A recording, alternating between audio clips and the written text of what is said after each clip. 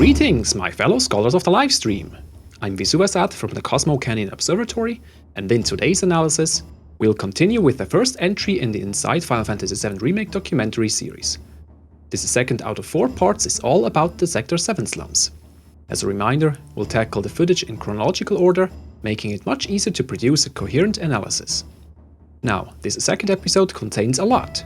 We get to witness many heartfelt reunions on the train station platform, meet a few unexpected guests, watch Avalanche celebrate their accomplished mission, enjoy the plate from below at night, give Tifa the lily cloud received from Aerith, watch Tifa emote like crazy on the 7th Heaven porch, get a good view on the slums itself and even a gathering of NPCs, and lastly, there are Johnny's pals sizing up Cloud. The previous part covered mostly dark scenes about destruction and conflict, besides meeting Aerith. But this time, we're in for a treat.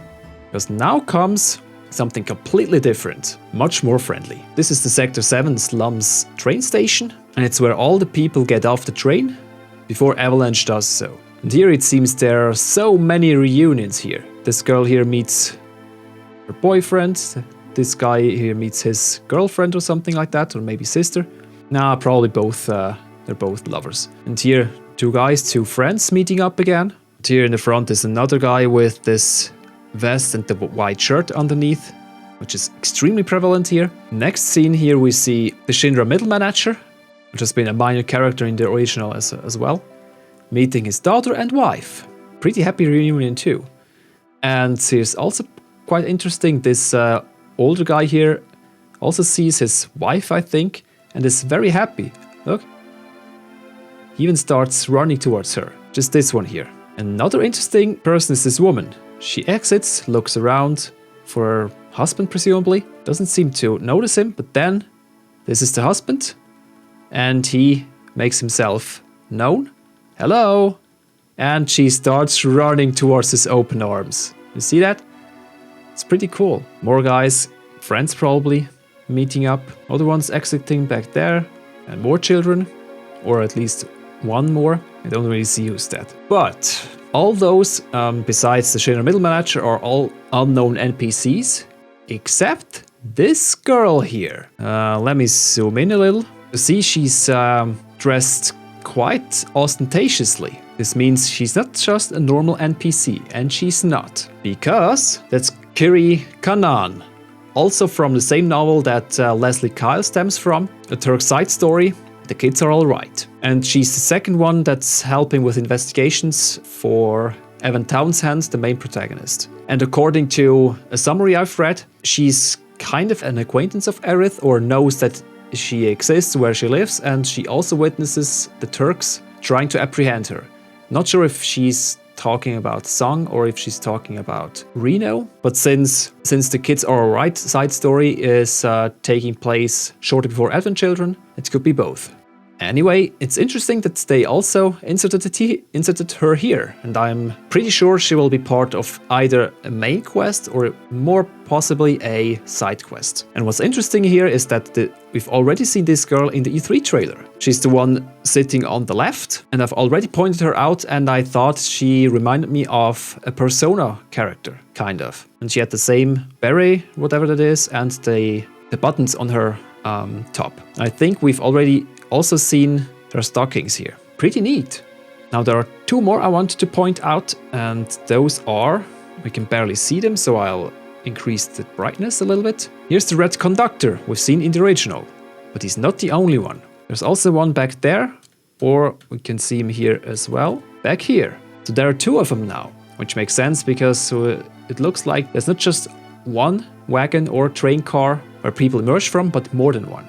Also quite interesting, you see the number here, D something 6388. We see the same number on the train car where Cloud escapes from the Shinra infantry, namely in the FMV sequence, where he's riding on top of one of those wagons, down into the tunnel. We can see it very well here, but the train he's sitting on has pretty much the same design. I think it has some sort of pattern there as well, those knobs, whatever those are. The pipes or steel thingies, ones we see here, pretty similar. But again, it's hard to see because of the angle and the resolution from the original. And again, as in many parts which we'll analyze later, we see the central pillar of Midgar. where the train is riding all around. After everyone has gotten out, it's Avalanche's turn. Barrett, Biggs, Wedge, and Jessie already being giddy. But now the question, is it because the mission has been a success? Or because she was able to show Cloud the schemata of Midgar and stuff? In any case, it's not just her. Cloud is indifferent, as always. Still, he has the flower.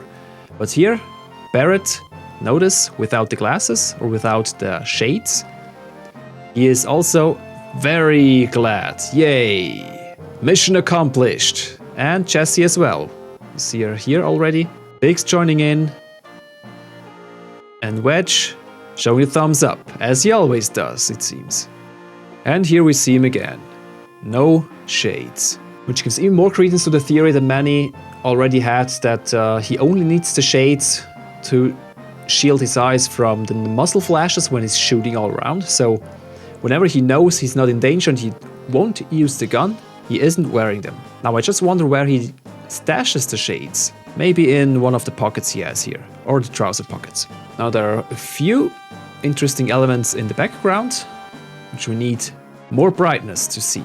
Here's the Loveless poster again, with some graffiti saying Saint here. On the other side, a prohibited items sign again, which we've already seen in the demo. And when Barrett turns around, we can see another ad over here, which we've also seen in the demo, namely in Sector 1 station, the first room. There's this 7 with the cat on top, and down here the cat face or cat head with the camera beside, where it says see it through her eyes or something like that. And keep those in mind because we'll see those a little bit later. As in right now. I'll keep the brightness up here so we can see everything much better. This is still in the Sector 7 Slums train station. Why? We see the same train over here to the left, a central pillar of Midgar with the plates on top and light shining through, which makes all the pollution very apparent. And now comes a really amazing camera pan. We see the starry sky underneath the plate, or at least a simulation of it. And here we see those again. Prohibited items, the ad with the cat up on the 7, an additional Air musical ad we haven't seen before, and the Loveless sign, Saint graffiti, and also the same trash can. This one here. Also there's a kid with a backpack, but we don't really care about them. But up here we see more pipes, and here pipes, those are the same. We also see here, 1 pipe, 2 pipes. Now back here we see reactor number 7, and a bit more to the left, this reactor number 6. And here the support pillar of the plate of Sector 6, which has been broken off, or at least the front part here. Completely broken off, destroyed, and most likely being repaired, maybe. And over here is the support pillar of Sector 5. Alright, let's turn the brightness down again, because in the next shot we see Tifa and Cloud giving her the flower. So we're Team Tifa here, not Team Barrett. Shame. What has changed a little here is that Cloud gives Tifa the flower right near the entrance here and not over there closer to the bar, as in the original. And from this perspective you can see the door and both pinball machines. The right one, of course, the secret hideout entrance. Oh, she's so cute.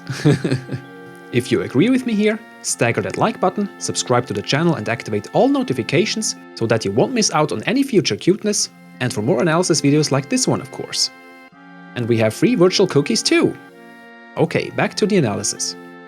And again Tifa, and this one is on the next day, as it's already bright outside. Because when Avalanche returns from their first mission, it is nighttime, as we've seen before. Here Tifa seems not as happy as she should maybe, or is in an argument with Cloud or something like that, or maybe even Barrett. But here, she's more chipper again. And here again, wallpaper material. Now, this whole sequence here, I'm pretty sure this happens just before she goes off with Cloud doing some side quests all over the place here in Sector 7 Slums, and meet Chadley, go into the beginner's hall, chat with Biggs and Wedge, and so on and so forth. Now from here we see a few details I pointed out in the TGS 2019 analysis, like those wooden logs, bars or beams over here, the small shack that has some supplies or whatever inside, here the small extension cord, and in the back we see now finally in high resolution the fan or the building with the fan, the vent, and the pipes. This doesn't look healthy. Quite the smoke coming out of this one. Maybe someone's cooking inside. Also, here we see the path that leads to 7th Heaven. That's probably the path that connects Sector 7 Slum Station with center here, 7th Heaven. And here off to the side, the path probably leads to the support pillar, like in the original. And we can already see a few NPCs loitering around here. And is it just me, or has she been a little bit redesigned again? Because her hairdo looks much better, and she kind of really looks like 20 here. Interesting. Alright, next shot. It's here where Cloud and Tifa are roaming around. Where are we? A little bit further away from 7th Heaven and the pillar, as we see here, support pillar. And this is also pretty close to Cloud's hotel room or apartment or whatever that is. And I think 7th Heaven is here or there. Yes, here. Here's the sign, 7th Heaven. The lower part and the upper part, and here the some sort of silo or something like that that's surrounded by wooden planks. And I think we can already see the item shop sign, which is this one. It has the same pipe, and yes, also the same tower of signs here. We've seen already in the TGS 2019 trailer. And now, since it pans around a little, we see a bit more of how everything connects. As I've pointed out in the screenshot analysis, the beginner's hall is there, and it seems like it's really sort of on the other side compared to 7th Heaven, just a little bit more apart than in the original, of course, because the scope has increased manifold. It also has 3 floors. The first and the second here with the Neighborhood Watch HQ, where the boxes are, and the former beginner's hall was, and up there, a small little hotel, or just one single room with a few beds, where you can sleep for 10 gil. If we pan a little bit further, we even see Chadley over there, underneath the same signs, and next to the same signs as in the screenshot. Pretty cool, huh? And there's also the same cylindrical unit for water supply or something like that, I don't know. There's a multi processing unit next to the beginner's hall. And something new here, we see a 0445 sign, whatever that is, I have no idea. Also, we see here one of Tifa's idle animations, where she's checking out her outfit. You see it here? Yep. Check shoes, whatever, the other side. Or maybe she's just checking herself out. Who wouldn't? Now, since we see the beginner's hall over here, and the orientation, we know that Cloud's hotel room isn't the one up here, but it's one to the sides, to the right or behind us here. Also, the distance here is huge. We see so many things. Central pillar, parts of the outside plate, the outer plates, reactor number 6, no, reactor number 5, reactor number 6, because this is the broken plate. And up here we can see our main objective, currently 113 meters away, and a side quest 34 meters away. Now, keep in mind the direction of this 113 meters, which is exactly somewhere over here, close to 7th Heaven. We'll see why in a sec. Before that, it looks like the sector divider walls are here directly adjacent to the beginner's hall, as we've seen in the screenshots. And since I think there's not much more to explore on the other side here, behind 7th Heaven, Sector 7 slums seem quite small still. We'll see where it can go through. I hope we can walk around in more places than just go to 7th Heaven and walk around here in this circle. Alright, next screen, we see quite the gathering here. Also 7th Heaven is to the left, because we see here the same wooden beams and the shack here with some supplies. And again, the building with the vent and the pipes. And here we see probably the same objective as we've seen before here, this one, because the direction is right. Now I wonder why they're all gathered here. What's happening? There's a red security officer up there, which I'm tentatively naming Elite Security Officer. Maybe the Neighborhood Watch needs to report something to that guy and we're taking over. There's also another side quest here again. And now if we compare this part to the original one, we see that the original also has a small shack next to a bigger building. The small shack has stairs up to the entrance, which is also located directly next to 7th Heaven. So even this part here has been taken from the original. Heavily redesigned, of course, but still there. And the bigger part here with the vent, in the original render it also has a vent, just higher up near the top of the roof. Quite interesting. Now, contrary to other screenshots and scenes we've seen so far with Cloud in the Sector 7 slums, he has 2 green materia and not 1 green and 1 independent. However, when he's exiting his apartment or hotel room, he also has 2 materia slotted in. Probably his fire materia and his restore materia. And after doing some side quests and obtaining more materia, maybe the auto cure, or maybe he just forgot to insert the HP plus or the deadly dodge materia before and does this later, which is why we see him having an independent materia equipped when talking to Chadley in the screenshot and when talking to the weapon seller in another screenshot. Now this may be shortly after, maybe, who knows, but this scene also happens here just right in front of 7th Heaven, and by day, so the next day. And Cloud seems to be sized up by those 2 punks here. Now, while I don't really know who those are, this one here reminds me of Johnny's friend in the original, because he has the same hairstyle. In the original, he has also bound his hair together in the back, and is also wearing a sleeveless jacket open in the front, like both. And Johnny, this is also his clothing style, so those 2 probably just copy him or something like that. So my prediction, this one is new, this one is the one we see in the original with Johnny, and maybe, in theory, Johnny should be around here too. But I'm pretty sure they're kind of mocking him for, I don't know, being childhood friend of Tifa and not being good enough, and or making sure that he's not taking Tifa away from Johnny or something like that. I do think it has something to do with Tifa and Johnny, and him being childhood friend, something like that. Now, back there's a huge building, which I kind of think is the apartment or hotel room of Cloud, because when he's running outside of the room with Tifa, where we see the overlook over the Sector 7 slums, we do see several buildings over here, which I'm pretty sure are those, so I'm pretty sure this one is the one. High up, and the angle also fits. And with that observation also ends the second analysis video of the first Inside Final Fantasy VII Remake documentary. I hope you enjoyed it. How do you like the remade Sector 7 slums so far? Aren't you also taken aback a little by Avalanche's celebration after causing misery and destruction in Sector 8? And are you stoked to run errands for random citizens? Let us know in the comments or on our Discord server, link below. And if you'd like to help me on my journey to become a full-time Final Fantasy analyst, you're free to toss us some gil using any of the platforms listed in the support CCO section in the description. Like the real Nanaki and Joe Johnston, who both upgraded their pledges to Apprentice and Master respectively. Thank you all so much for the humbling support. You guys are truly the best. Alright, the next part of this analysis will follow soon and cover several miscellaneous scenes up to and including Wall Market. What's Jessie trying to achieve here? Who is Cloud visiting in this quaint and cozy looking home?